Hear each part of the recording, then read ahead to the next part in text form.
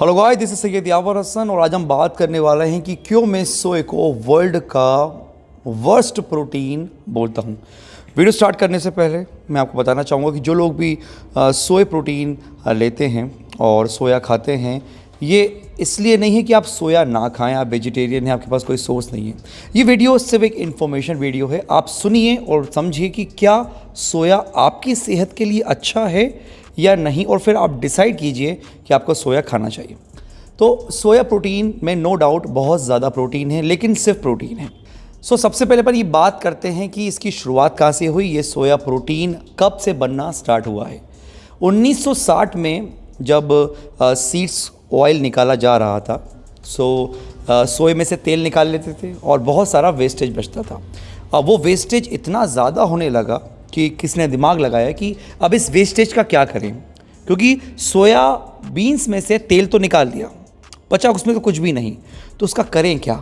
अब चूँकि इसमें प्रोटीन तो है, तो उन्होंने बोला चलो इसका प्रोटीन बनाते हैं। उसके बाद शुरुआत हुई सोए प्रोटीन की, सोए पाउडर की, सोए टिक्की की, सोए चाप की, सोए बड़ी की, और ऐसे करके फिर आप जानते ही हो आज ये मार्केट कितना बड़ा है। कुल मिला के ये एक वेस्टेज था जिसको प्रोसेस करा जाता है, उसमें केमिकल्स ऐड करे जाते हैं, अदरवाइज़ वो प्रोटीन नहीं बन सकता। अब बात आती है कि इस सोए को खाने से प्रॉब्लम क्या है। देखिए, सबसे पहली बात तो जब आप सोया प्रोटीन ले रहे हैं तो उसमें लगभग 100 ग्राम में 52 ग्राम आपको प्रोटीन मिल रहा है। ये बात बिल्कुल सही है, लेकिन सिर्फ और सिर्फ प्रोटीन मिल रहा है, ना ही इसमें विटामिन्स हैं, ना ही मिनरल्स हैं, ना ही सोडियम है, ना ही कोई ऐसे माइक्रो न्यूट्रिएंट्स की क्वांटिटी है जो कि एक प्रोटीन के साथ मिलकर अगर बॉडी में जाए तो वो आपको फ़ायदा पहुंचाए।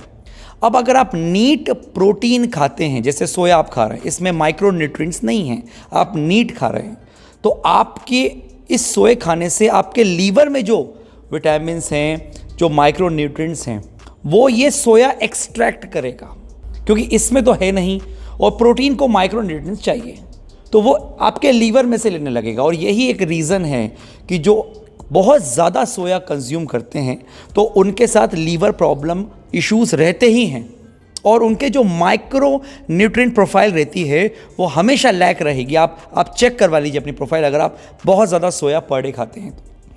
और ये उन लोगों के लिए वीडियो है जो लोग soya every day as a source of protein खा रहे हैं, ये सोचकर कि 100 ग्राम में 52 ग्राम मिल रहा है। आप खुद सोचिए, अगर ये इतना ही अच्छा होता तो इतना चीप सोर्स है, लोग क्यों नहीं खाते? कुछ तो रीज़न होगा।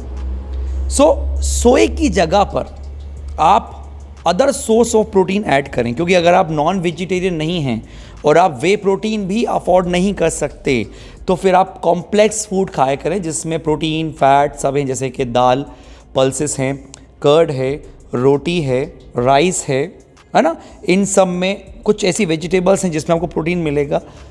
ये कॉम्प्लेक्स हैं, आप इससे अपनी प्रोटीन रिक्वायरमेंट पूरी कर सकते हैं।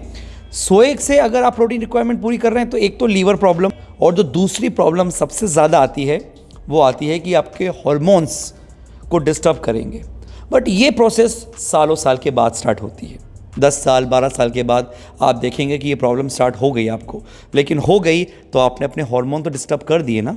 तो सिर्फ प्रोटीन मिल रहा है इसलिए सोए का कंजप्शन इतना ना करें, मेरे हिसाब से तो नहीं करें, ये वर्स्ट है। और मैंने खुद एक्सपीरियंस करा है, मैंने खुद खाकर देखा है, मेरे बॉडी में इन्फ्लेमेशन, इरिटेशन, स्किन प्रॉब्लम दिखी है मुझे 1 हफ्ते में, और मुझे लगा कि सिर्फ मेरे साथ हो रहा है। तो मैंने अपने क्लाइंट्स को भी इसको सजेस्ट करा और उनको भी कहा कि आप 1 हफ्ते खाकर देखें, और उनको भी समझ में आ गया कि जो प्रोटीन वो ले रहे हैं उसमें कुछ तो प्रॉब्लम है, क्योंकि उनमें से बहुत से लोगों को सेम प्रॉब्लम आई, डाइजेशन से रिलेटेड और स्किन से रिलेटेड। सोए प्रोटीन को आप हो सके तो बंद करें, और इसी तरह की इन्फॉर्मेटिव वीडियोस के लिए चैनल को सब्सक्राइब करके रखें। Thank you so much.